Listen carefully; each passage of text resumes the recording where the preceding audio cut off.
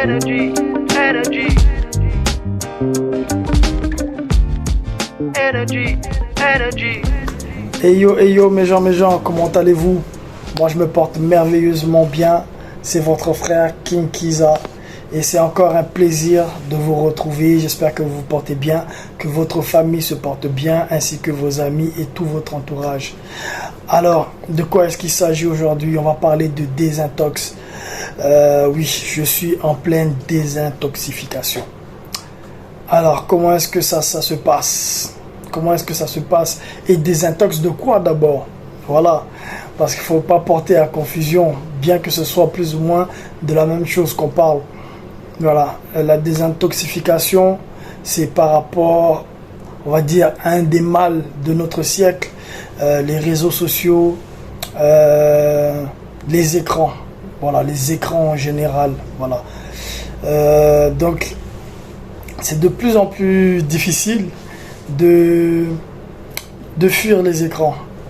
Voilà, de les laisser de côté. Donc, là, je parle des réseaux sociaux, que ce soit WhatsApp, Facebook, Insta, TikTok, etc. Ça, c'est une catégorie. Il y a aussi après les YouTube aussi. Moi, je suis hyper YouTube. Et là, je suis en mode désintox de YouTube. Parce que, voilà, avec leur algorithme, c'est un peu comme pareil. Ils font que tu regardes une vidéo et après, tu te mets à regarder, tu regardes. Au bout d'un moment, tu te rends compte que tu as passé, vas-y, 2 heures, 3 heures, sinon 5 heures de ta journée à regarder des vidéos. Là, je parle même pas genre de TikTok où tu scrolles et que mais c'est à peu près la même chose. À part que, genre sur YouTube, le processus il est un peu plus lent. Mais le truc c'est que tu regardes des vidéos, tu les regardes. Et voilà, justement, ça crée de la dopamine qui fait que tu continues à regarder. Et dire que, à la base, tu regardes une vidéo pour avoir une information. Et quand tu as ton information, normalement, tu dois arrêter et passer à autre chose. Mais la plupart du temps, c'est pas comme ça. Ça se passe pas comme ça. Donc, tu as l'information que tu es parti chercher. Après, ton attention est portée sur autre chose. Voilà, où il y a ces publicités, où tu tombes sur un titre accrocheur. Mais quand tu tombes par exemple sur un titre accrocheur, ce qu'il faut se demander, est-ce que tu as besoin de ça là en ce moment? Quelle est l'utilité de, on va dire, de cette information qui te parvient en ce moment-là? La plupart du temps, on ne se pose même pas de questions. Si ça va vraiment te servir, on emmagasine des informations qu'on ne sait même pas quoi en faire. Au bout d'un moment, tu as une tête bien pleine, mais de tout et de n'importe quoi. Et la plupart du temps, de choses qui, en vrai, ne te servent pas. Je prends un exemple. Tu regardes genre une vidéo de motivation. Le matin, genre, tu te lèves, tu as besoin d'une vidéo de motivation. Bam, tu te regardes une vidéo. Tu essaies quand même, bon, si elle est trop longue, on va dire 10 à 15 minutes, au grand max. Ok, tu as fini de regarder ta vidéo. Après, qu'est-ce qui se passe? Tu as eu ce que tu voulais. Oh, ma lumière s'est éteinte. Ben, tu as eu ce que tu voulais. Mais tu vas te mettre à regarder encore d'autres vidéos de motivation. Et là, au bout d'un moment, tu en regardes d'autres. Et tu fais une overdose. Au fur et à mesure, tu fais une overdose d'informations qui te servent à rien. Ou qui te servent, qui te servent à rien, parce que l'information primordiale, tu l'as.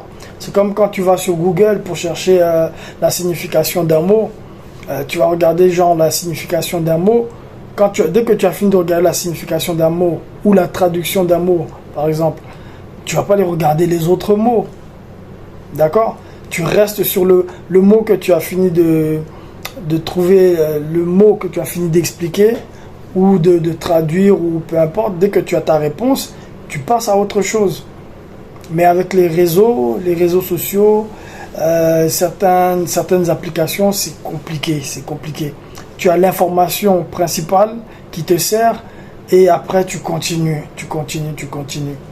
Donc voilà, moi je suis en pleine désintox.